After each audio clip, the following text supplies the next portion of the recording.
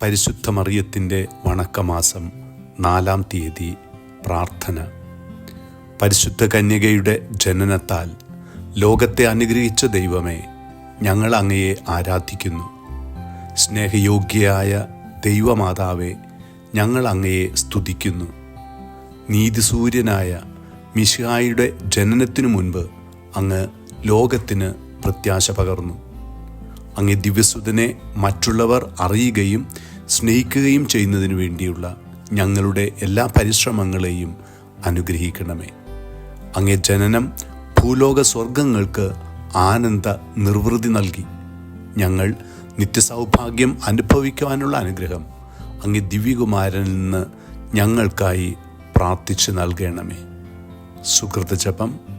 ഉദയനക്ഷത്രമായ പരിശുദ്ധ മറിയമേ, ഞങ്ങളുടെ ജീവിതം പ്രത്യാശപൂർണമാക്കണമേ.